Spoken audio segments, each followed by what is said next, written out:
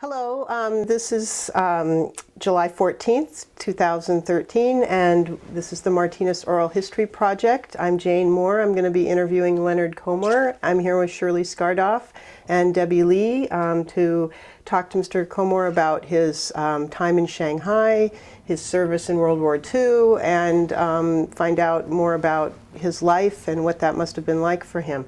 Thank you so much for welcoming us to your home, and we're excited to have this be part of our online video presentation for our Martinez Oral History Project website.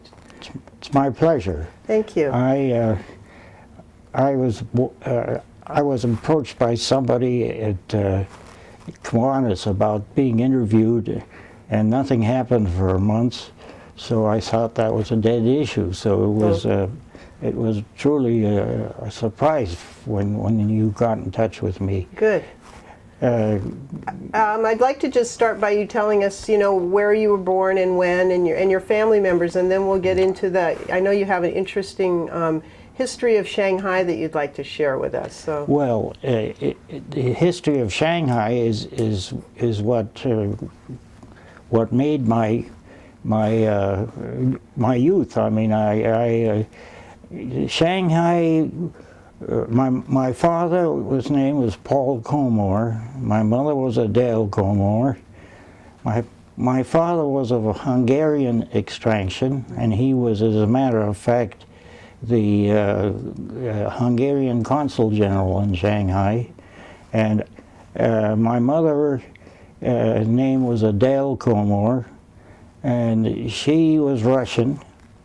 And she escaped the Bolshevik Revolution. That's how she got to Shanghai. And she went to work for the Russian bank in Shanghai, and that's where my father met her. How old was she when she came to Shanghai? She was in her late 20s. Okay. Uh-huh. And she worked at the bank, and my father, who was a bit of a joker, said that on Christmas, and it was raining out, and he went out to go home, when he was single, that is, and he saw this poor woman standing on the corner in the rain, and he felt so sorry for her, he took her home and married her.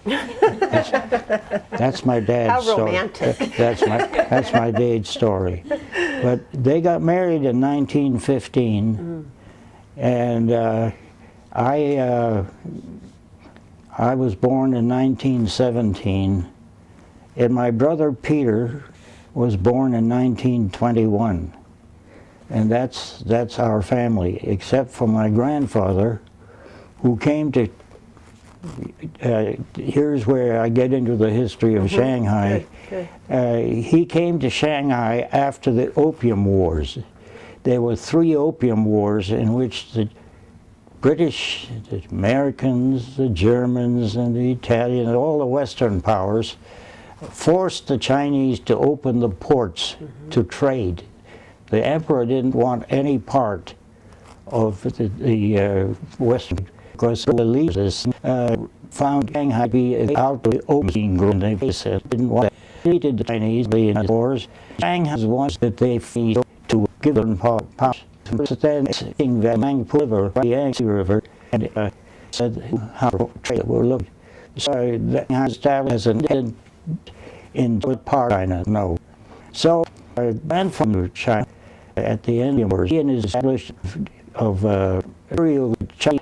In Japan, Shanghai, and Shanghai. So that's how. Came from Hungary? Uh-huh. And I was Hungarian. Don't know anything about, don't speak Hungarian. Father in Shanghai? In Budapest. In Budapest. Okay, so how was he when they came? As I remember. I do those dates. I have to use me. That was a long. I was born in this day, 1970, born in 1920. Shanghai divided into defense zones. American, British, German, blah, blah, all the people participating in the war going high to defend if the Chinese so bold as to take it back. So each of those communities had a school for children, I had a father who spoke 6 languages, were both getting the best kind of education. So they chose the German school, and I was years old and started in the German school. He told me if I went to the German school, I'd get a good education, and that particularly he was in it. So I started out in the first grade, as a matter of fact, and through the school till I was graduated for something called Abitur, which means kind of like you know, I don't know if there's that kind of a grade in American schools, but I graduated with honors, and so now comes the interesting part of living in China. Was kind of your royalty. Yeah, what was that like as a child to have that kind of a lifestyle? And well, you know, I used to come home from school or something, and I'd tell a boy, bacon and eggs. So we went to the cook. My parents had a boy who was he was called the boy. He was the mayordomo, or what he wanted, you know, everything. Then there was the cook. Then there was the who cleaned the house. There was the ama, who took care of kids when my mother... The nanny, yeah. And a chauffeur, because mother and father didn't want to drive in China. And were they related? Was it a family that was your were your servants a family, or were they individuals? That's so interesting. The father of the boy was the servant of my grandfather. Oh. And they were definitely looked upon as part of the family. He treated them very well. Did they live with you? They lived in the house and in the garage, which was a detached garage. There was servants' quarters on top of it. So they lived on premise with you? Yes, absolutely, yes. So you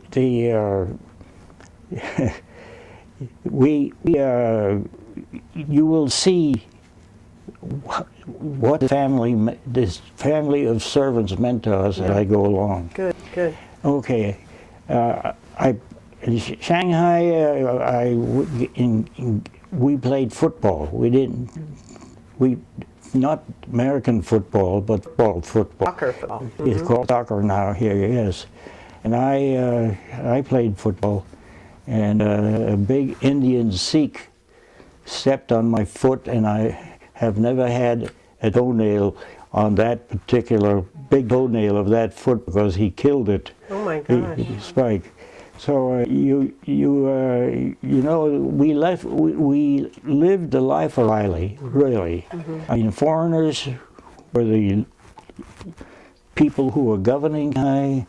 My father was one of the municipal council, which was the consul of other, you know, the American consul, the British consul, everyone were the, like this, well, Burgermeister, you know what I mean. And then did those people all work together as kind of a community It was just leaders? like city council. City council. And then they worked council. Together for the Yes. European communities. And I was a member of as I got into my teens, member of the Shanghai Volunteer Corps, which was an army.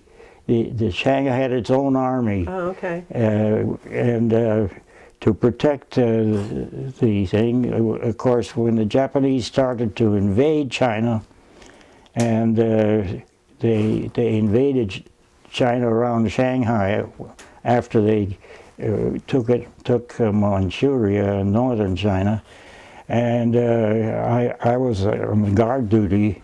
I have pictures of standing at the guard with all the barbed wire, and on the other side of the barbed wire, all the Chinese trying to get into their national settlement.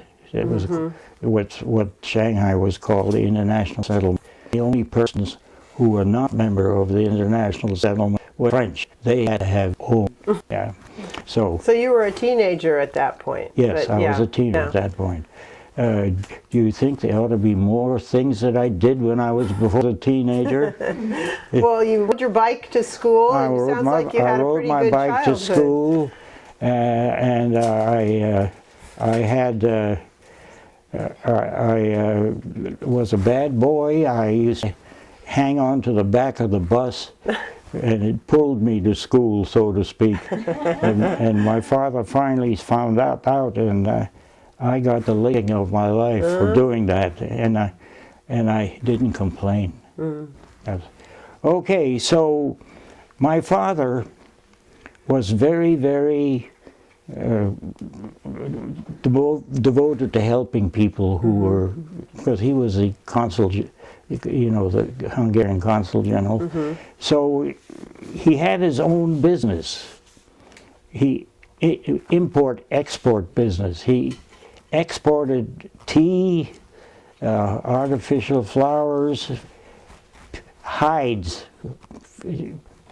He exported hides to the tannery in Redwood City here. Wow, really? Yes, and he spent so much time on charity that my mother got angry, and she said, "If you're going to be constantly gone, I'm going to open my own business." So she opened a very posh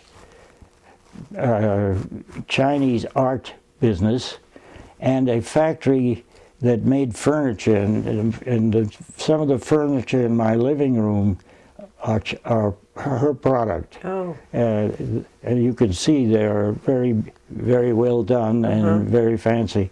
Glad to have inherited them. No kidding, yeah. Yes. So one day, this couple, American couple, showed up, and they were in town in their four-wheeler. And aboard they had 4 kids and a tutor. 1 girl and 3 boys. And the boy was covered the same sail that wear and you know Brought it them. on the deck two available. They came in 100 and yeah, pretty big. Going up big. There's a chance of this 6 months or so, and my mother, they were a Wall Street couple. They had Fonstock and Company was the name of the company, and being a Wall Street couple, money was no object, and she was a devoted to Chinese art, and she kept my mother's empty. I bet. Okay. And one day, and they became good friends with my parents.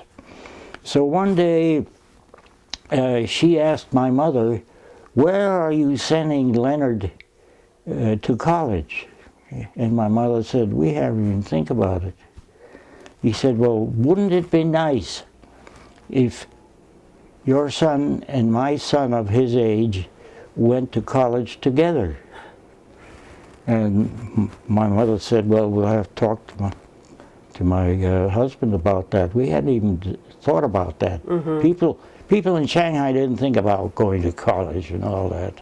You know, they knew the English would go to an English college, and the Germans would go to Germany, and the Americans would go to the Americans. But there were damn few Hungarians there. Going to Hungarian colleges. Yes. So they decided, what college were you thinking about? And he said, "Well, Bert wants to go to the University of California in Berkeley." So my father says, "Good, that's okay with me." So I applied to the University of California, and I had to wait to get accepted, of course, because I was going to be a foreign student. Right. Oh, coming from sure. Coming from Shanghai. So I graduated from high school in August, and it took until December for me to get my student visa to go to California, and I got a student visa for the entire period that it would take me to graduate from UC. So I got to UC. I took a ship I mean, people weren't flying much, you know, Yeah. in those days. Besides, it was very expensive Yes. to Right. fly. So I took a ship, and the first cultural shock I got is when the ship got into Seattle, and I quote, the coolies carrying baggage ashore were all white men, Oh, interesting. You weren't used to that, rather were than you? Chinese, you Right. know. Right. That was coolie pigeon. But we had an apartment across the street from the campus, Euclid Avenue.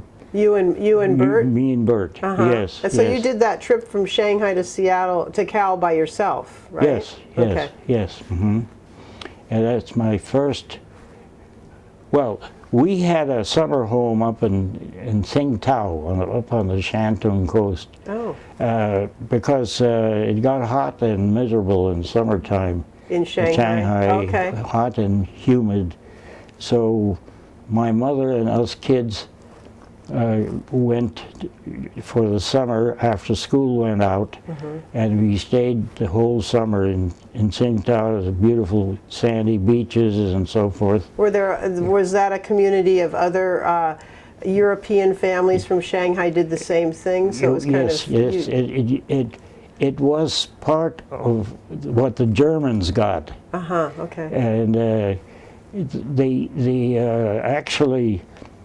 The Germans were booted out of Shanghai because they lost World War I. So the Chinese got it back, but the Germans had developed it, and it was and foreigners used to go there for the summer. And my father on weekends used to come. Shanghai was about a one-day trip from Shanghai by ship. So you traveled by ship? Yes, by ship. Yes. Up the river?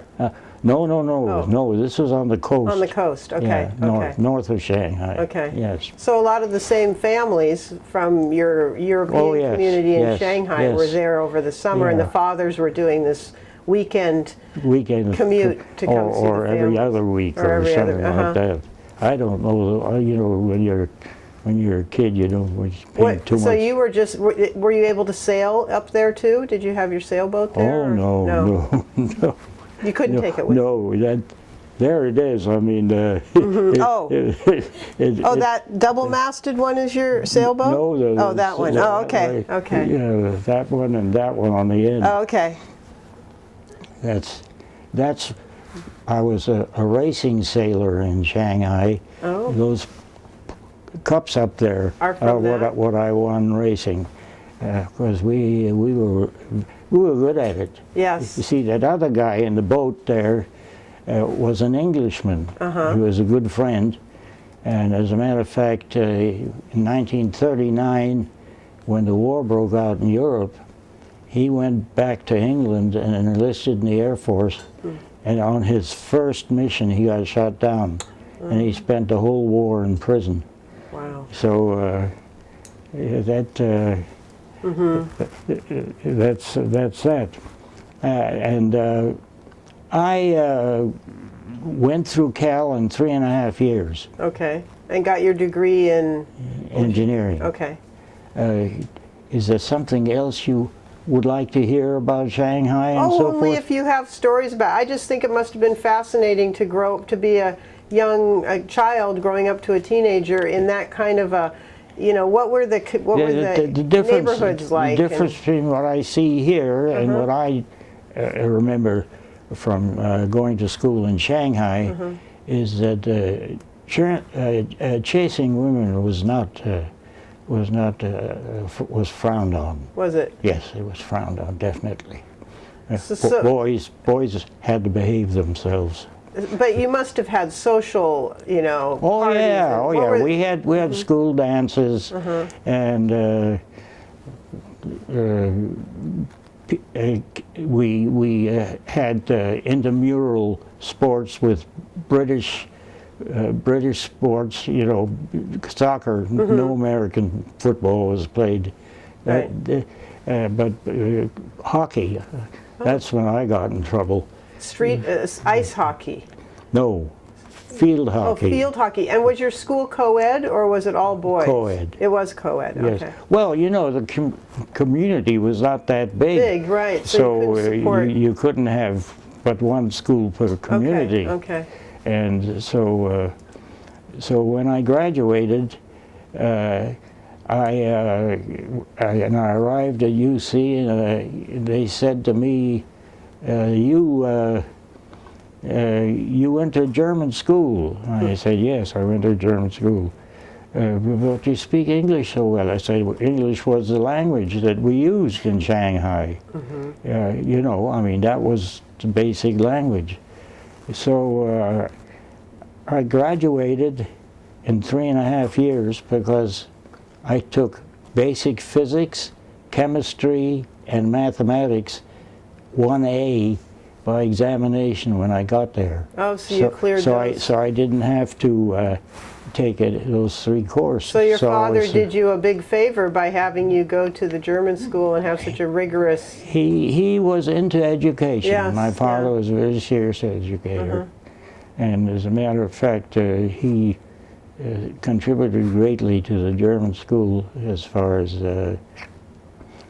financially and otherwise, because the community supported those schools. You know, there wasn't any one thing. But there were Chinese schools in Shanghai also. And between August of 38 and leaving Shanghai in December to go to school, I went to a Chinese school to learn Chinese, to learn how to write Chinese.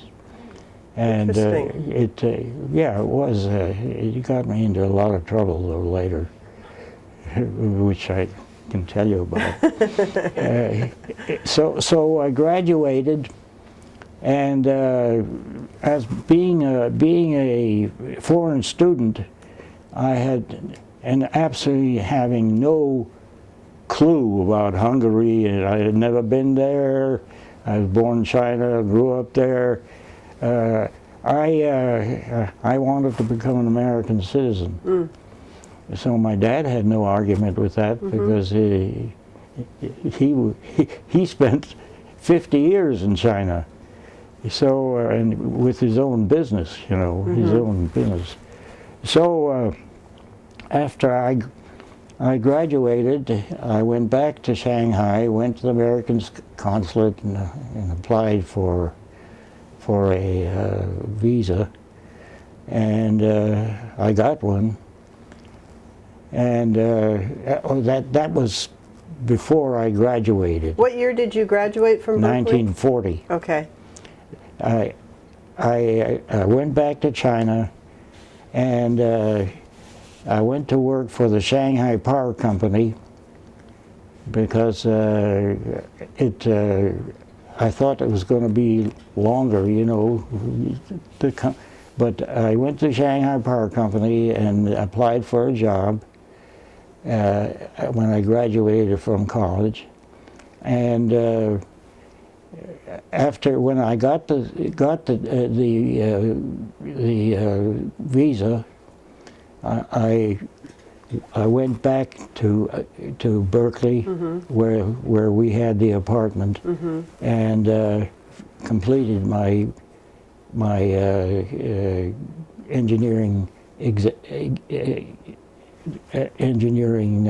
education. And this was in 40. Okay. I graduated 40, and So you got your visa prior to graduating from UC Berkeley? No. Oh. I was on a student visa. Oh, okay. in Oh, I Peter- see. Right. And I went back to Shanghai and went to work for the Shanghai Power Company because I didn't know when I was going to get the visa. Okay. And the visa came in December. Okay. And then you were able to go back. So I went back, and that's when I went. I should have said while I was in college, I met my fiancée. Oh yes, tell us about that yeah. story. Oh, That's yeah. a fun story. Yeah. Sure. What? Pause for a please. minute. Jane, could you move just a Tell us about meeting Jane. Yeah, okay. Okay. Are we ready? Okay.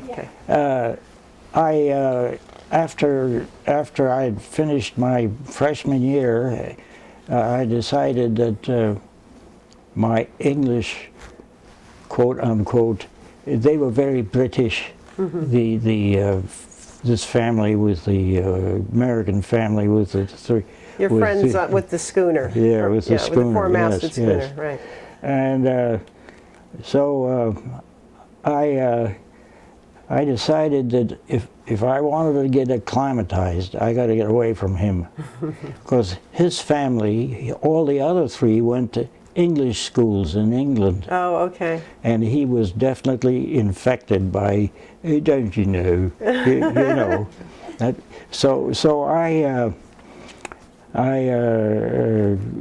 went and stayed in the student co-op from then on in Berkeley. And so I became totally Americanized. I bet you did really quickly. Yes, I did. I did, yes. Yeah. So when I came back with my visa, I did want to become an engineer. Oh, I was talking about Shanghai, about my meeting Jane. Yeah, well, I had a lot of friends there with cars, and one of them said, "How come you don't go to dances and so forth?" I said, "Well, you know, I'm a foreigner." He said, "Well, I want you to go with me to meet these three girls." If they had three very similar-looking girls, they're hanging pictures hanging in our bedroom, and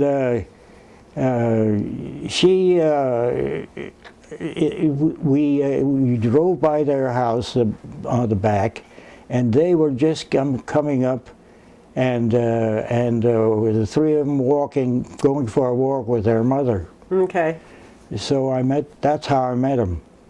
And when they found out that I was a foreign student and going to school, they said, "Well, would you like to come for dinner?" I did. So my first date was with her youngest sister, who lives in San Rafael. And but I thought she was too young for me. So I hooked up with Jane, and we got to be connected, so to speak. And She was going to Berkeley also, wasn't she? She was going to What was Berkeley. she studying? History. History, okay. So we were old-fashioned. When we got close enough where we thought we would like to be a couple, I went to her father and asked for her daughter's hand in marriage. And he said he had no objection. So I said, "Well, I have to go back to Shanghai to get my immigration visa." And then I did, and I went to work for the Shanghai Park Company because I didn't know how long it was going to take to get this visa. Well, after I got it, I told Jane I was going to go back to Shanghai. We had become engaged, in Okay, other words. officially engaged, Yes, right? officially engaged. I told her I was going to go to Shanghai, and I would settle into this engineering job, and that I would then come back, we'd get married, and we'd go back to China and live the life of Riley as the royalty, the outlandish royalty of Shanghai. Right. So I did that. I went back to Shanghai with a 4-year contract from the Shanghai Park Company, and I thought I had it made, because every 4 years you got 6 months vacation. Oh, wow. Yes, I mean it was a life of Riley. Pretty plum Absolutely. job. Yes, Uh-huh. yes. So and this was in 1941. Now I graduated in 40, and in August, and I went to work for Shanghai Company when I left Berkeley. So now I'm in and I'm living at home and looking for a house and so forth. And the Japanese have invaded Shanghai.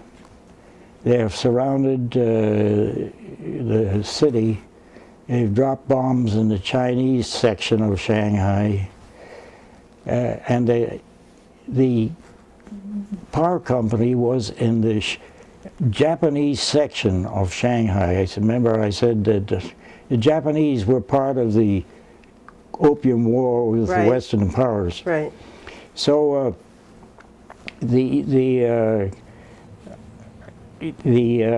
I had to go from the from the international settlement, from the American section, which we stayed in, to the Shanghai Power Company. We had to cross a bridge into the Japanese section, and the company sent a bus so that we didn't have to drive our own cars into the Japanese section because they were getting pretty Safer passage yes, that way. yes, yes. And the way they treated the Chinese convinced me. And in the middle of this bridge that you had to cross to get into the Japanese section stood a Japanese sentry. And they were totally, unbelievably brutal to the Chinese who wanted to get into their section. They thought nothing about prodding when they asked for a pass. If they didn't show the pass quick enough, to stick them with a bayonet, because they had a bayonet on the gun. And I said to myself, because the war was going on around us there, you know, I'm not going to stay here. I think there's going to be a war, and the Japanese are going to just totally make life here miserable. They were already starting to. So I told my father that I've decided that I was going to resign from the company and go back to the United States. And what was your father's feelings about seeing that around Shanghai? I was just going to say. Oh, great, great. Yes. Thank you. My father said that I was a very foolish young man. Oh, really? That the Japanese wouldn't dare attack the United States. Oh, my. Yes. Oh, my. I said, Dad, don't you see what's going on here? He said, oh, well, that's with the Chinese. They won't mess with us. Oh. And so I told him I was going back to the States. And now I was an American citizen. And I went to my boss and gave notice, and he said, well, you know, you have a 4-year contract. I said, I know. He said, we're not paying your home, going back home to the States. I said, I understand. I'm happy to pay my own way. And so I left Shanghai on a Dutch ship. The Chibadak was the name of the ship. Chibadak, okay. Chibadak, yes. And the United States had embargoed the China coast. In other words, American ships didn't come to the China coast.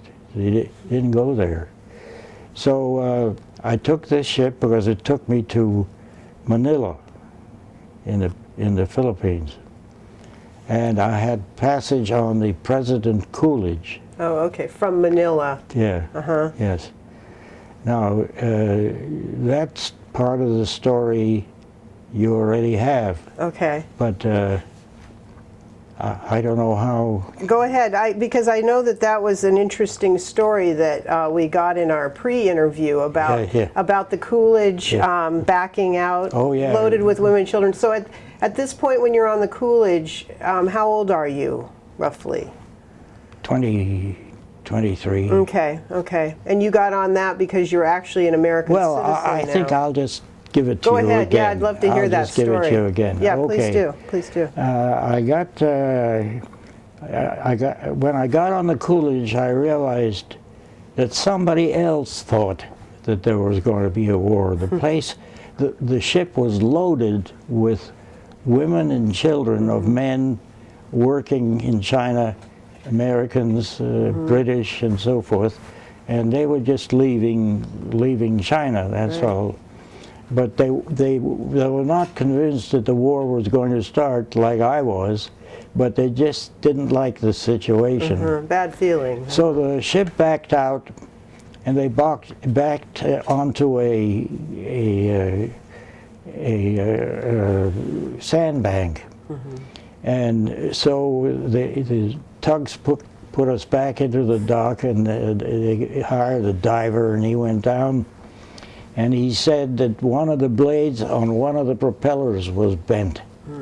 So the captain came on the horn and announced that the departure was canceled. We had to fix the propeller before we could leave, because it would make a very, very uncomfortable ride with a bent propeller. So later that afternoon, after they'd put the ship back into the dock, and he said to us, "We will probably put you back in a hotel at the company expense to fix this thing." An American captain, naval captain, came on board, and he and our ship's captain disappeared into the captain's cabin. And in about an hour they came out, and they looked grim, very grim, which was, I mean, it showed that somebody seemed to think something was going to happen. Yeah, you weren't the only one knowing. Yeah, I wasn't the only one, yes. But I was surprised that the government hadn't made more preparations for this. So after the captain left with his grim face, and our captain went into his cabin, and he came on the internet, the interphone, and he said, "There's been a change in plans. We are leaving immediately." Oh. So we left. And when we got to Corregidor and Bataan, they opened the submarine nets to let us out. And out there were two ships floating and waiting for us. The USS Houston, a heavy cruiser, and the President Pierce. The President Pierce had just delivered a contingent of Marines to Wake Island, and they had delivered another contingent of Marines to Corregidor. So something was You were getting out working. just in time. Yeah. Yeah. So the first day out, I was a sailor. I had a feeling for direction and so forth. We were heading south rather than east. And and I also discovered, to my great delight, there was a great big cage sitting on the deck with a pile of bamboo next to it, and a old Chinaman was sitting there, and in the cage were two panda bears. And it turned out that they were going to the Washington Zoo as a gift from Madame Chiang Kai-shek, as a gift to the people of America. And this Chinaman was feeding the bears bamboo. Right. Yeah, because that's the panda stuff. keeper. Right. Yeah, right. So that became my daily. First thing in the morning, I went up to watch him feed the panda bears. The other thing that was happening was that the crew, you know, on a big ship, if it doesn't move, paint it. And they were painting the superstructure white. So about 10 days first of all, about 5 days later, the ship hove to and stopped. The engine stopped and everything, and I was in my cabin writing a letter or something. And so I went upstairs, and here I saw a launch approaching the ship. We were surrounded by islands, but I couldn't figure out why are we here? Mm-hmm. We should be crossing the Pacific. Mm-hmm. And the thing came alongside, and I saw the on the stern the name on the ship, and it said the name of the island, and I can't think at the moment. It was the Dutch East Indies. Oh. We were in the Dutch East Indies. So your instinct about direction was correct. Yes, mm-hmm. Yes. So the Dutch East Indies, and somebody in a suit with a leather valise in his hand, would just changed to his wrist. Oh. Climbed up the ladder, and the captain met him and gave him special accommodations. Huh. It turned out to be a State Department person who had been assigned. I wish I could think of the name of the island, but you have to charge that to a 96-year-old memory. Yeah. You're doing incredibly well. Well, yeah. He came on board, and we proceeded, and now we entered the ocean. I see. Yeah, and we turned east. So you went there between two islands. Okay. And 10 days later, I was in there, up there watching the bears being fed, and here are the crew who had just painted the superstructure white, painting it gray. They had just got through painting it white, and if that didn't run a flag up, and that afternoon, the captain came on the horn and said, the Japanese have attacked Pearl Harbor. We're changing course. We were heading for Pearl Harbor. Yeah. And so we changed course. We will go to American Samoa, the captain said. Mm-hmm. So, because they didn't know where the Japanese fleet was. So, after 5 days on the course for American Samoa, we obviously changed course again, and the captain said, we are resuming our course for the Hawaiian because evidently the Japanese fleet has left for Japan. At least the American Navy says they can't find them. Mm-hmm.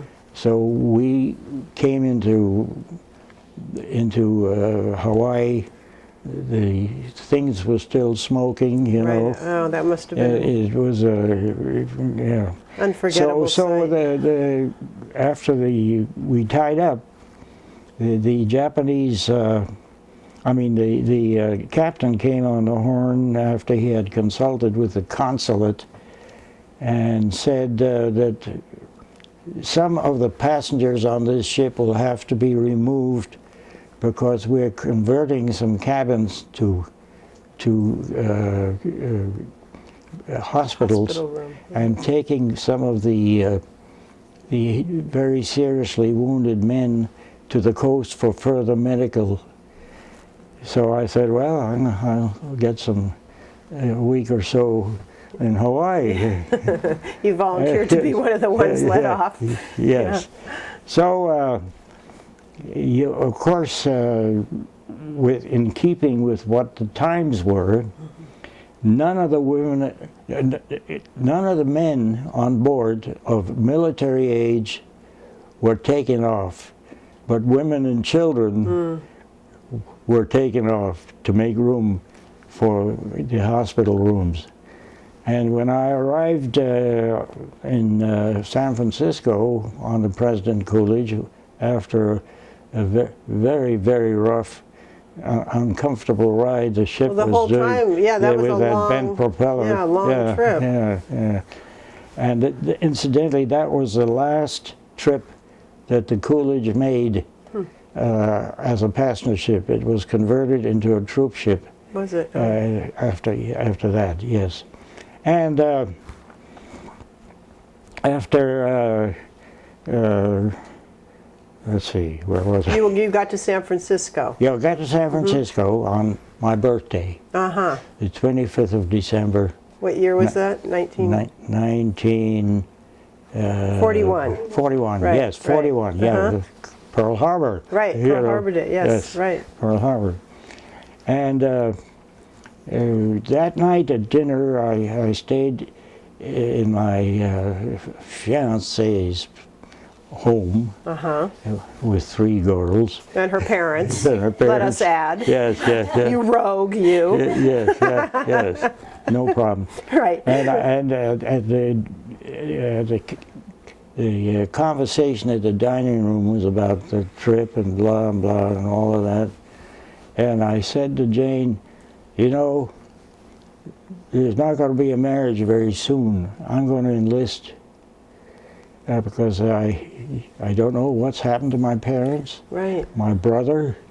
I want to enlist, and I want to be somewhere in the service where I can help them if necessary. Yeah, if you had that opportunity. Yes, an right. opportunity, exactly.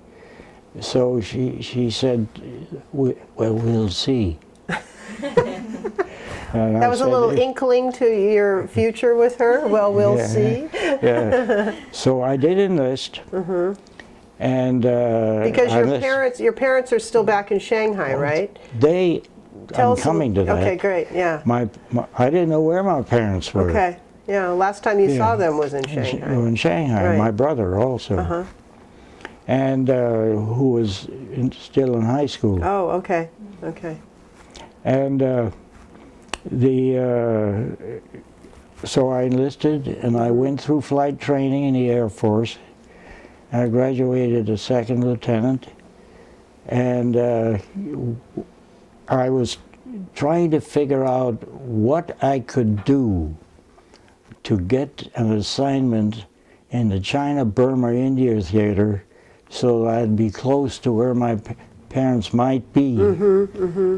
And during the flight training in advanced flying, we were shooting night landings on a Saturday night. And where was this? Was this in New Mexico? New Mexico, Okay, yes, New right. Mexico. I had gone through Gardner Field, California. First 29 Palms Okay. in the desert. Right. That was a training field for basic, where you flew the flivvers. And the next Gardner Field outside of Bakersfield was my medium, and then they transferred me to twin engine because I'd asked for twin engine training, multi-engine training. Because you figured that would get you back to Yeah, I wanted to fly the hump. right, Yeah, so you could be yeah. near your family. Yeah, I knew about the hump. You had strategic plan in mind. Yes. Yes. And we were shooting night landings. And it's like this. Maybe you had 10 airplanes 500 feet apart, and the bottom plane shot a landing. And then he went to the top and he worked himself back down, you know, all until you were through, which was at about 2:30, 3 o'clock in the morning. Because they wanted us to learn how to approach a runway with no lights, Oh my gosh. you see. So it was like this. This airplane had 2 engines and 2 switches. One switch, the electric to put the wheels up and down. Okay. And there was a red light, a yellow light, and a green light. If it was a green light, the wheels were down and locked. If it was a red light, it was not locked or was not up. So we made our landing and we went up to the top, and after several airplanes had landed, it was our turn to make another landing. So I told the co-pilot, wheels down, and he put the wheels down, and we looked out of the window to say, I got a wheel, and he looked out of his window and he said, I don't have a wheel. Oh my gosh. So the wheel didn't go down. So I called the tower and declared an emergency. Oh, what's the problem? I said, we have only one wheel down to make a landing on. And not being Korean, I'm trying to make a pun here. From the recent. We knew we needed two wheels. So I called the tower and declared an emergency. Said we only have one wheel, and the tower said, okay, we'll get the engineering officer, and just go up back on top and stay on top until we decide what to do. So we circled up there, and the engineering officer was at the officers' club with his wife. His Saturday night dinner and all that. So when he came and he called, I could tell he was not very happy. And he said to me, go to the back. This was a cabin plane, multi-engine plane. And we were sure it was made by the Wright brothers, because it was a wooden frame, and and a big beam ran through the cabin. Oh my gosh. And wooden beam, laminated beam that was a support for the wings.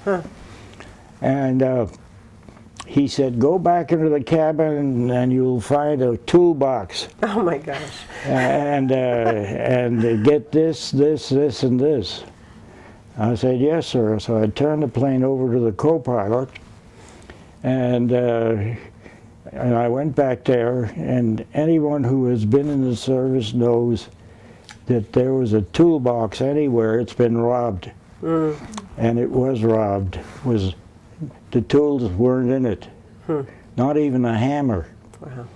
So I said to the tower, to the engineering officer, there's no tools there. So he said, in that case, I can't help you. Pull the other wheel up and circle up there until this exercise is over, and you can come in and make a wheels-up landing, and we'll be standing by with a meat wagon and a fire engine. Wow. So, otherwise telling you to land on the belly of the plane without any wheels. Exactly. Great. Yes. That's great. So we circled. You want me to? No, go ahead. We have 5 more minutes on this tape. And then I see. So we circled, and I said to him, to the co-pilot, we ought to be able to do something here. So I went back where the wooden beam ran through the airplane, and I had the co-pilot put the switch down and up and down and up on his wheel. It didn't go down, and I heard there was a metal plate on the side of this wooden beam. There was a strange noise behind this plate. Every time he put the thing down, it was a sort of a grinding noise. So I looked around, and here, halfway up the firewall in the airplane, was a fire axe. Oh, very good. So I took the fire axe and chopped at this wooden beam, and it took this one by one plate off. And there it was. Like I said, the Wright brothers made the airplane. There was a gear there and a chain lying next to it. Oh, it had come off the And gear. it had come off. It had come off. So I told him to turn the power off, and there was a handle there to plug into this gear. Obviously they had provided for just this, so you could take the plate off, except there was no tool to take the plate off. So I put the gear, the co-pilot kept circling, and I slowly fed this gear in the handle, the big handle, like this, onto the gear, and I said, okay, turn the power back on. He did, and he switched it, and Went right on down. the gear went down. So I called the tower, said, we've got the thing cranked down. He said, okay, stay up there until the exercise is over, and we'll have the 2 minutes, go ahead. 2 minutes. Yeah, just before this tape's over. Oh, I see, over. Okay. And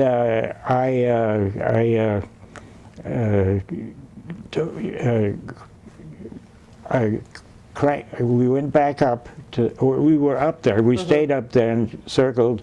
And at 2:30, they called and said, "It's your turn to come down. The wagons are waiting for you. The ambulance and everything." And we went down for a landing, and when the airplane lost flying speed on the runway, it dropped about a foot. I hadn't put the chain on in the right place, so the airplane ground looped. You know what a ground loop is? No. Oh, well, it spun around. It spun around. Sure, like a boat with one oar. And in spinning around, we bent the propeller on this side, but we were You okay, landed and we saved the airplane. Perfect. I have to tell you about this because it has a bearing on what happens next during my enlistment. After we graduated,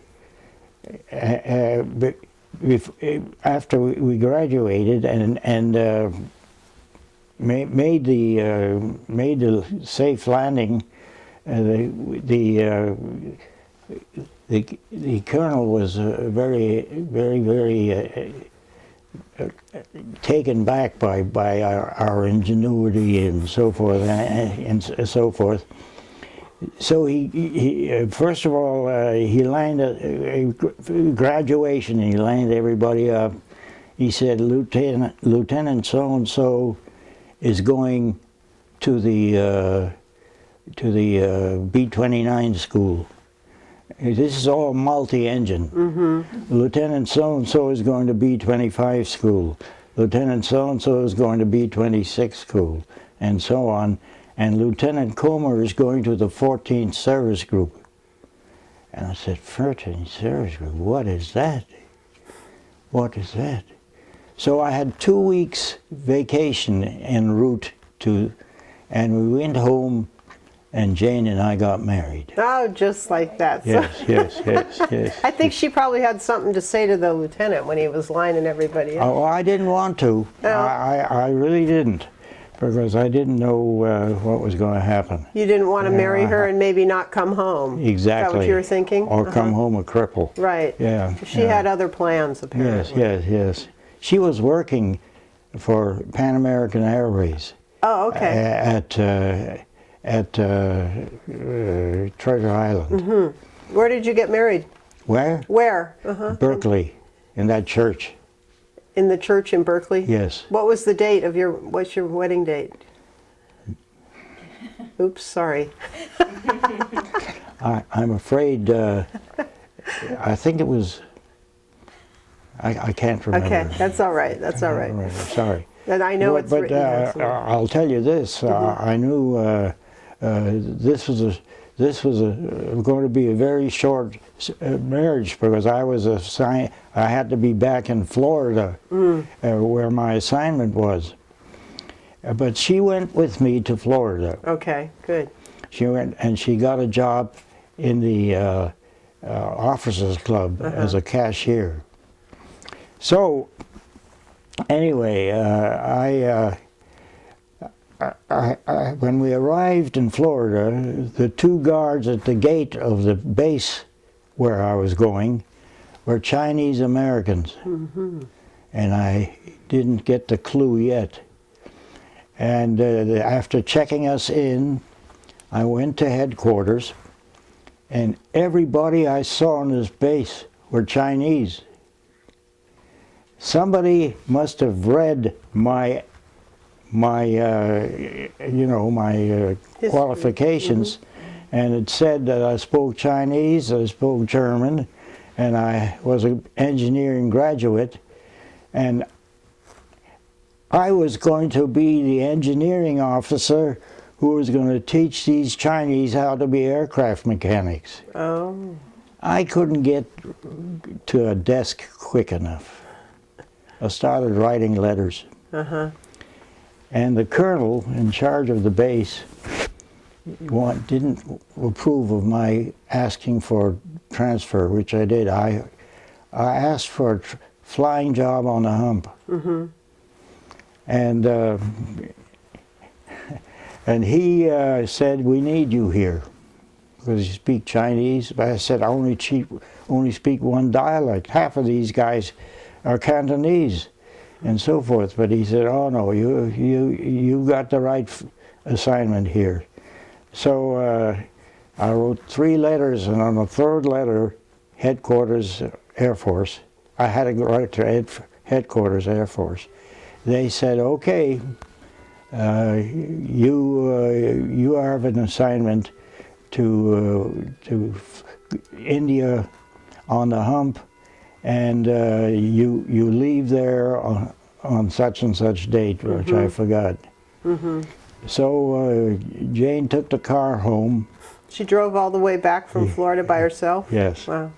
And I got on an airplane that went to South America and Africa and India and so forth. And it was a plane that belonged to a general. So we had a comfortable Pretty plane. comfy flight. They were not jump seats. They were regular seats. So I landed in India, and I had to take transit training on the C-46 airplane to fly, which I hadn't done. And I flew the hump for 1.5 years. The hump was a unique job. If you look at that picture hanging in the hall, you can see it was 500 miles of mountains, the tallest of which was Mount Everest, 31,000, and the lowest route was 18,000. And 200 miles south of that, in Burma, the Japanese had a fighter base. So we didn't mind bad weather, and bad weather is what we all usually had. I bet you did, yeah. And so now we come to what you have been waiting for. It was August the 2nd, and I was at 18,000 feet on the middle, and the weather was miserable. But the Army Air Force communications system came on the air and said, a device has been dropped on Hiroshima, and the rumor has it that the war will soon be over. When I landed at the home base, I went to the commanding officer, whose name was Rupenthal. Why can't I remember that date of my marriage? and Rupenthal, I told him I hadn't heard from my parents for 4 years. I didn't know what had happened to them. I didn't know if they were still alive, where they had been, how they'd been treated by the Japanese. They were in Japanese hands. And he said, I like an assignment. If there is any assignment flying into Shanghai, I'd like to be on it. And he said, well, yeah, I have no idea if there is one, but I know who can tell you, a colonel at the headquarters in Calcutta. Yeah, he said, I'll give you 2 weeks leave to go to Calcutta and find out if you can get that assignment. So I went to Calcutta. I went back to my base, took a suitcase, and went to Calcutta and met with this colonel that he had referred me to. And he said, I don't know what's going on, but I know who does know. He is in Tesgon. Where's that? That's in India, another base, but another base. He said, go back to your base and pack another suitcase and go to Tesgon, and I will tell him that you're coming. So I went back to my base, packed a suitcase, and I wore crummy old uniform that had been washed by Indian women by beating it on the rocks. So this was a short, had to get going. So I didn't send my uniform. I didn't have any clean uniforms, and I went there, and I explained to him what I didn't know, what where my parents were and so forth. And he had kind of a smile on his face. He said, you're a very lucky man. Oh, I should have said that there were about 90 C-54 airplanes lined up on this runway at this air base. And he said, the first airplane in the line is my airplane. We're going to Shanghai tomorrow. Tomorrow. Wow. He said, I want you to go to the commissary and draw some training equipment. And I said to him, sir, training equipment? And he got this smirk on his face. He said, Lieutenant, I thought we only enlisted smart people. I said, go to the commissary and take a pallet of training equipment. You know what they have in the commissary? I said, well, I suppose food. He said, exactly. But I can't call it food. I call it training equipment because it is not official issue. So I went and drew a pallet of food, you know, canned ham, canned this, and canned that, canned coffee. I couldn't take anything that was perishable because I didn't know what. And next day, we left for Shanghai. I was the third pilot on this airplane. I didn't fly it. Oh, wow. Because he had his own pilots. Sure. And so, and I wasn't checked out in this airplane anyway. So we landed in Shanghai. Oh, incidentally, it turned out that all these airplanes that were lined up waiting were going to pick up the Chinese army and take it to Shanghai once we went first and take the surrender. Oh, okay. So we landed, and the colonel said to me, you have no business here. I know why you're here. You make out the paperwork on the airplane, and then you're on your own. But we're going to be staying at the Palace Hotel, so I want you to report every morning, so I know you're okay. So I made out the thing, and I looked out of the window halfway, and here was this long table. On one side were the Japs, and on the other side was my colonel and his staff.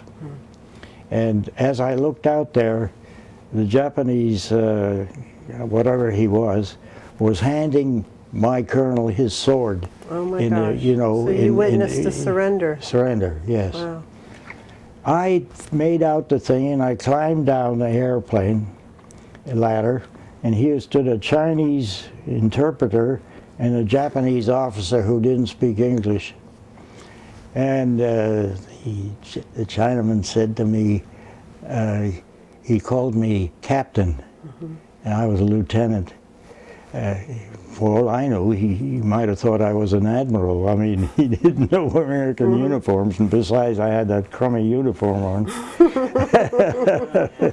And he said he wants to know, the Japanese officer here wants to know what they can do for you. And I said, I want 2 cars. One for me to ride in with you to where I'll tell you to go, and one to put this pallet of food I have in. So about 20 minutes later, here comes a 1940 Cadillac and a 1939 LaSalle. Oh, wow. Do you know what a LaSalle is? I do. Do you? Yes. General Motors made 2 top-of-the-line cars. One was a Cadillac and one was a LaSalle. They don't make the LaSalle anymore. Anyway, to my total astonishment, where the trunk lids were on these cars, there was no lid, but there stood a charcoal burner. The car was running on charcoal gas. They'd been converted because of the lack of fuel in the war. Lack of gasoline, Right, yes. Interesting. Yes. And the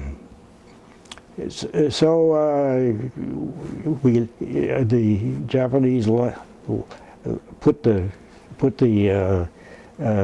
pallet of food onto the airplane, and I got into the car, and you must understand that the Japanese were in the process of surrender. Yeah. And they were still marching on the road and so forth, and I was telling them to go this way, this way, and this way, and this way.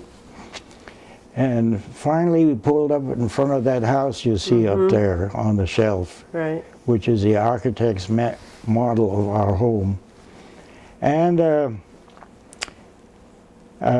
we pulled up in front of the house, and it was set back about, I'd say 100 feet or so from the road. So I looked at the house, and my father was on the 2nd floor looking out of the window. And I got out of the car, and he later told me he saw my father had been arrested and spent 9 months in the equivalent of the Gestapo jail, the Japanese equivalent, and they beat him regularly because they thought he was a spy. And he said, when I saw these 2 cars drive up with the Japanese flags on the fender, you know, Oh, sure. the sun, Right. and I said, this rumor about peace is all Baloney. baloney, yes. And he said I was scared to death. I got out of the car, and I was in uniform, and I had a uniform hat on. And I walked halfway of the 100, opened the gate to the garden, and walked halfway up, and I took off my hat, and I said, "Hello, Dad." He was up in the window? He or- was up in the window. Oh my gosh. Can you imagine? No, I mean, I can't. hadn't seen it in 4 years. Yeah. And he came to, and he evidently realized it was me. And he didn't know I was in the service. He didn't know I was in the Air Force. He didn't know if you were anything. alive, yeah. And it turned out that on the 14th, this was on the 2nd. Oh, read the back of this. Okay, if I can. You know, my eyes aren't very. Oh, in remembrance of the, what does it say? of your homecoming. Of your homecoming. Okay, Shanghai, 4th of September, 1945. Dad, oh my gosh, Yes, that's beautiful. yes, it was. That is And the beautiful. reason I have this watch is that as a boy growing up, my father bought this watch in 1923 in Switzerland. Oh my gosh. And I always said to him, you know, if you ever want to get rid of this watch, I'm available. So anyway, he disappeared from the window, and he told my mother told me later she had a German lady come to visit her, and she was downstairs in the living room, and the living room was arches. So my dad comes stumbling down the stairs because he wasn't very well, and as he runs by the living room, he says to my mother, "Leonard's here." And I didn't stop.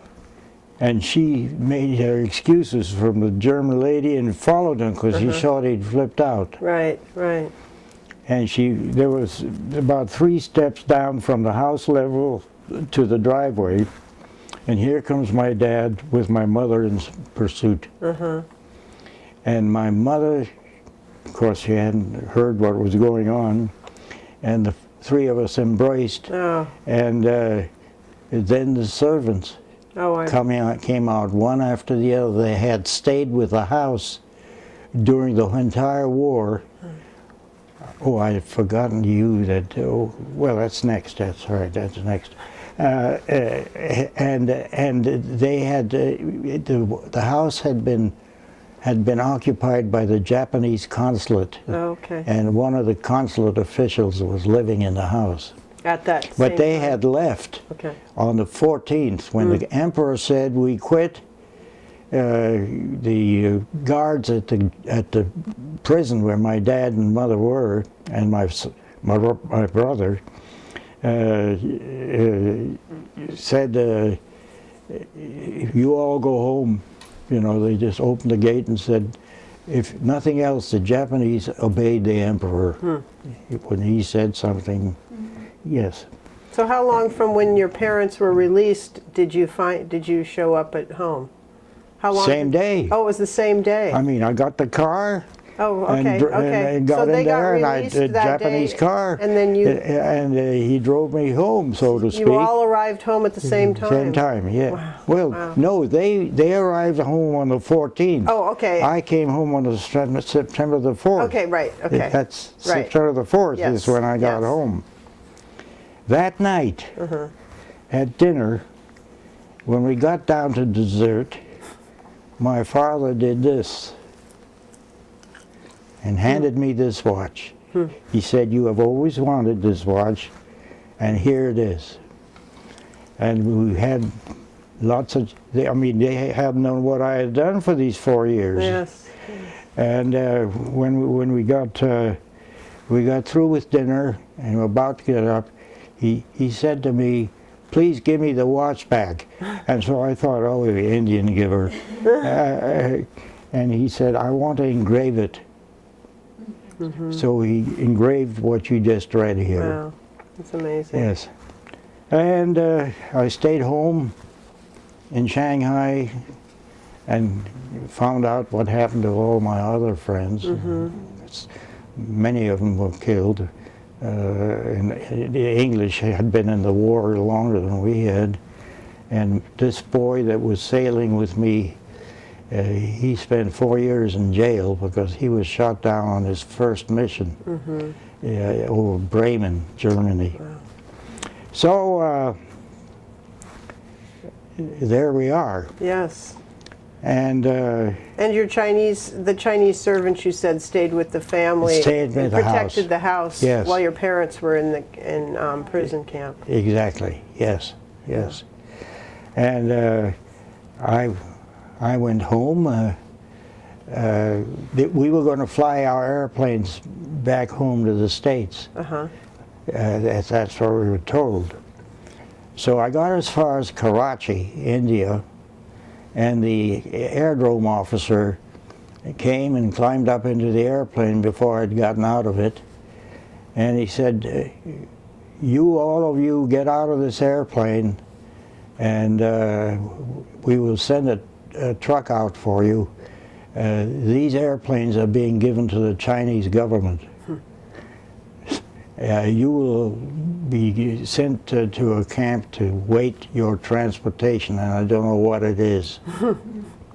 Anyway, I spent 2 months out in the desert with no war, and Waiting to get home.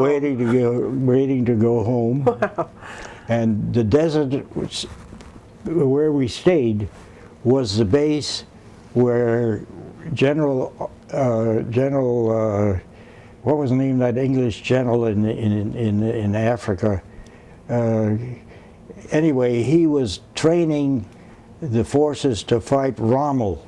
So you can imagine what kind of a camp this was. It was out in the sand, and every day you had to sweep the sand out of your bed because the wind blew so much. Gritty. And when we got home, there was 500 officers on the President. No, not a President. Santa Rosa was the name of the ship. And we went out. We went got on a ship in Karachi, and went through the Mediterranean and the Suez Canal, and ended up in New York. Wow.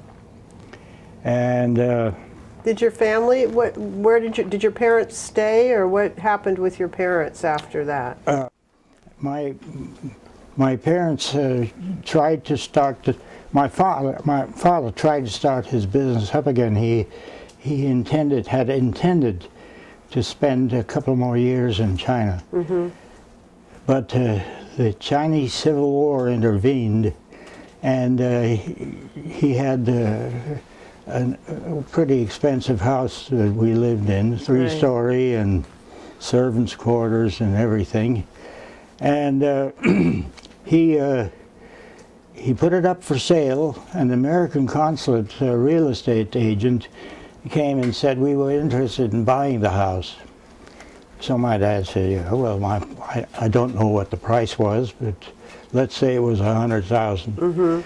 And he said 100,000, and the agent said to him, with a kind of a smirk on his face, according to my father, but you know we have to pay you in Chinese money. So my father said, you know what happened to Chinese money? For $1,000 you could ride a streetcar downtown. Inflation. Right. Which is what we're going to get here very soon. So my dad said, no, I'm afraid I cannot accept Chinese money. I wanted an American money. And so the agent said, I cannot break the law. We cannot break the Chinese law who have forbidden anything but Chinese money to be used. And so my dad said, well, okay, I'm sorry, but we cannot make a deal. Well, the agent went away. The next day he was back. He said to my dad, if you will give us a house on the promise that we'll pay you elsewhere, I will depend on your honesty and so forth, that I accept that deal. So he turned the house over to the American consulate on faith. So now it's 6 months later that they are in Carmel, Santa Cruz, I mean, they're in Santa Cruz, and here comes, I had established an account for them at the Bank of America in my mother's name. Okay. So here comes the first $50,000 or whatever, which was only part of the payment, and then nothing for another 6 months, and here comes another 50,000. And then nothing happened. So I was at home. I was working for Pan American Airways as a pilot, which I should have mentioned earlier. I was flying the routes, Pan Am routes. My father and mother lived in, like I said, in Carmel, in Santa Cruz. And after 2/3 of the payments had been received, nothing more came in it. And they figured, well, some is better than nothing. Mm-hmm. I was in my home in Oakland making out my swindle sheet for the company. You know, the expense account. The swindle sheet, Yeah, okay. I get it, yeah. Swindle sheet, yeah. And the phone rings, it's a Saturday. Phone rings and somebody on the other side said, are you Mr. Komor? I said, yes. He said, do you know an Adele Komor? And I said, who wants to know? He said, this is the American government. I forget who was calling. He said, oh, it was the Bank of America calling. He said that they want to know if your mother is still alive. I said, why? Because she's coming into a lot of money. I said, my mother is heirs? Wow, wow. I said, well, they're down. I gave him the address. It was the last payment. That somehow, months later. Huh. So they did well. They got did well. Good. And yes, so your family house in Shanghai went to the American consulate. Yes. And they used it as their office, or I don't know. Who knows? No. And is it still? I understand you have seen it. Yes, right? my wife and I made a tour, and I had made arrangements with the American consulate to furnish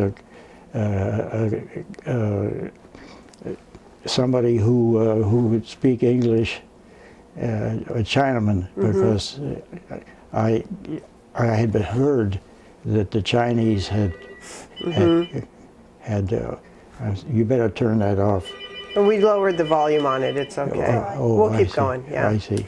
Okay, and it's probably somebody who wants money. And it's not your inheritance and call. It'll go on. Yes. And I was, damn it, where am I now? You made arrangements for an interpreter to go with Yes, you when you were in wait. Shanghai. The Chinese had made a 13-apartment house out of that house. So they took your house and turned it into 13 13 apartments. One-room apartments. Wow. And a joint kitchen. They had taken the kitchen and made a single burner and something up there to store stuff in. And can you imagine 13 people going into a single family kitchen? Well, anyway. So that's that. And my father had dissolved the business in China, and they came by ship and retired to Santa Cruz. And did your mother's business? She didn't start her business back up after the war. No. Okay. No. Yeah. She didn't start the business. There was, you can't imagine devastation. what the situation was in Shanghai.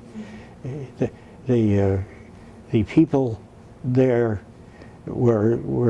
had been, all the foreigners had been jailed by the Japanese. All Americans, all British, all and so forth. When you made that drive on the day, you know, that you landed in Shanghai and you were going back to your home, what was that like? What did you see in the streets? I mean, you Well, mentioned troops and everything. I just can't imagine what your thoughts must have been after being away for 4 years.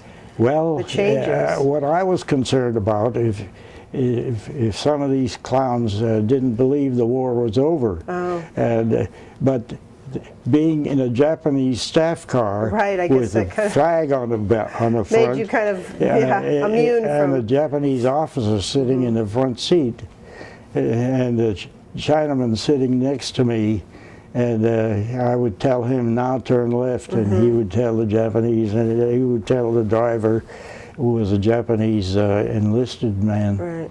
and it was the ride across town was quite an experience, I bet. because we came and traffic lights were working, and we had to stop in front of the YMCA, the American YMCA. And there, sitting on the curb, was a friend who worked for the Henningsen Company, which was an ice cream outfit. He was sitting on the sidewalk.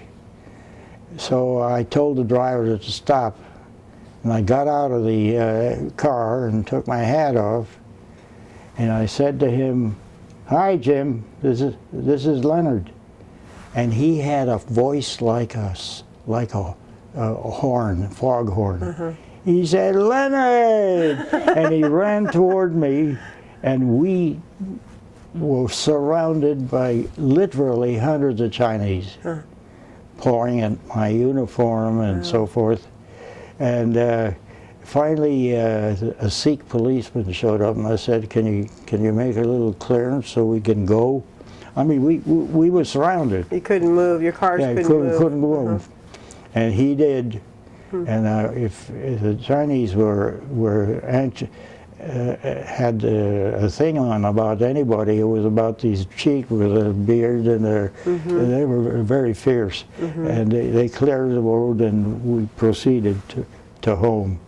Was Shanghai, was there any damage to the buildings? And Oh no. No, so it was intact. The foreign part of China, Shanghai was not. Oh, okay, okay. Yes. As a matter of fact, even the race course was still there. They then changed it into a Chinese park. Oh, right. My father had sold all his horses and so forth. He had 2 or 3 race horses, and he was a rider. Yeah, well. So that was quite something. So your family all now is back in California, and your parents are retired, living in Santa Cruz, and you and Jane are My married? parents both have passed away. Now they have, yeah. Yes. Yeah. I mean, after all, I'm 96. Yes, after all. You do have incredible genes, but that would be pretty remarkable to have them. I'm ready to go. You are, yes, yes. I don't see why I've been allowed to stay so long. My wife passed away 4 years ago. Yeah. And unfortunately, she spent 12 years in a wheelchair. She had spinal stenosis. Oh, wow. And it was a trying time. Yes, I bet it was. Could you tell us a little bit about the pin that you have on your lapel? Oh, I belong to the Veterans Organization of the Hump Pilots. Hump Pilots. And the Chinese government, before they had to leave China and turn it over to the communists, no, it was after. That's right. They had gone to Formosa. Awarded us a Distinguished Flying Cross for our service on the hump. And this is it. Wow. Yeah. And are there any of your colleagues, any of your fellow pilots still alive? Oh yeah, yeah. So you guys, not too many. yeah, I would imagine. It was there were 35,000 of us when we were established. We're down to under 3,000. That's still a considerable amount. Yes. Across the country. And how often do you get together? Or? Once a month. Once a month. And so where do you have these meetings? right here in Concord. Okay, This is a local thing. that's fantastic. A local thing. The national thing is kaput. Uh-huh. Too difficult for all the traveling, I would imagine. Yes, not yes. just that. They got too old. Yeah, yeah. So you still get together once a month? I can't believe that I'm 96. I can't mean, either. Absolutely. I can't either. I still drive. That's great. Well, and you should, as long as you're able to. I know also that you were called up for the Korean War, which is a war that doesn't get a lot of Yes. doesn't get talked about a lot. So well, can you tell us a little bit about that I was flying for Pan American Airways, and the Korean War required military transport. Mm-hmm. And here I was, a four-engine with military experience. So I got recalled for the war, and I flew between Travis Air Force Base and Korea. Okay. During the, I was not in any big fighting deal. I was in transport, hauling. The first load I had in the Korean War were bazookas, anti-tank weapons, and the guy behind me had the ammunition for They didn't put you in the same plane. No, they didn't put the two things in the same plane. Well, probably a good idea. Yeah. So I flew out of Travis, and I really didn't need that, because I went from a well-paid pilot's job into military pay. Yeah. They called on you. You didn't call on them. They called you back. Yes. Yeah. We've done some interviews with Korean War veterans, and it was really interesting for me to learn what just a brutal war that was physically for these servicemen. Yeah. Well, I landed in northern Korea. The plane I flew could be converted into an ambulance plane, and some of those people were. Did you bring them back? So you went over with cargo. What did you bring back with you? Either nothing or wounds. Or wounded men. One. Yeah. And how long was your duration of that service? 2 years. Okay. Yeah. 2 years. Well, Which was enough. Yeah, that's what everyone who's been involved with the Korean War seems to say. Yeah. It was really something severe in their lives. Yes, it was no fun. Well, are there any other areas that you'd like to talk about? Are there any other questions you have? You've really covered so much. I was really wanted to capture the Shanghai part, and then your family and all of that, which you've done such a beautiful job on. So I think this has been a nice supplement to the recording that you have also about when you spoke at Alameda Air Force Base to your colleagues about flying the hump. So I think your family is going to have a nice, rich recording of your life. I've made a talk to Rotary clubs, Kiwanis, the Confederate Air Force, which is now the Commemorative Air Force. People here were offended by the Confederate Air Force. Okay. So we changed the name to the Commemorative Air Force. Is it a service group of retired Air Force? Yes. The objective of this Confederate Air Force is to have at least one flying airplane of each type of airplane that flew the war, World War II, Korea, and so forth. So we have 5 P-51s, 1 B-29, all in flying order. Oh, wow. And all kinds of others. And I can tell you that you're going to laugh at this. When I joined, They said for $90 more, you can fly the airplane that you flew on the hump. We have 2 of those C-46s. Yeah. And I was something like 80 when I joined. And I said to him, do I look like somebody who wants to fly a C-46? So I said, no, thank you. Yeah. Yes, Yeah. yes. Well, That's something. money. Yeah, I'm that- not kidding you. I get 6 to a dozen call a day from all kinds of organizations. I don't know who has passed my name out around asking for donations. Well, you're going to be on record right now on the internet as saying that you don't want to receive those calls anymore. I see. Are we done? We are done. Okay, thank you so much for doing this.